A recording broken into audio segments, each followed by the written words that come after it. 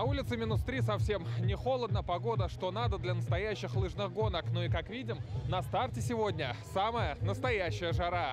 Тысячи людей на одной лыжне. Цель каждого – ощутить себя частичкой чего-то большего. Так в Казани стартует самая массовая в стране лыжная гонка.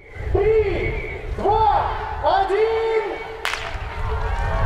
На лыжне и взрослые, и дети. Трехлетний Ренат – самый юный участник. Для него это первые соревнования. На лыжи поставила мама. Интерес вроде есть у него.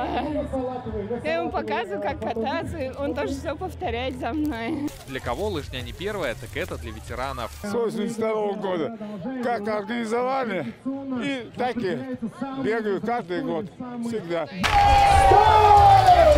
Деловые костюмы они сегодня сменили на спортивные. На лыжи встали министры и руководители различных ведомств. Такая энергетика. Она заряжает на целый год. Ведь главное не первое, второе, третье место, первое участие. И, конечно, это один из элементов здоровья. Главная миссия, чтобы привлечь людей вот к такому здоровому образу жизни, вытаскивать их на такие спортивные какие-то мероприятия, прогулки, соревнования, желательно с семьей. Мы стараемся свои работы совмещать со спортом, не только лыжной и другими видами спорта. Конечно, это в первую очередь это здоровый образ жизни. В Казани гонки прошли на 5 площадках. В Горькинско-Аметьевском лесопарке, в Пойме-Казанке, в поселке Нагорный, на стадионе «Локомотив» Юдина и в лыжно-биатлонном комплексе в Мирном. Забеги на 2,5, 5 и 10 километров. Бежит вся страна, да, бежит весь Татарстан.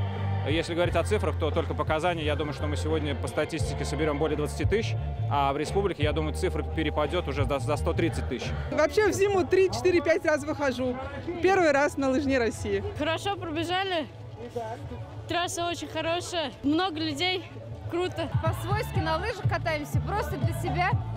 В основном в лес выезжаем в выходные, а так вот здесь решили поучаствовать. Как и на любых соревнованиях, здесь тоже вручают кубки и медали. Впрочем, все участники признаются, главная награда – заряд бодрости и хорошее настроение.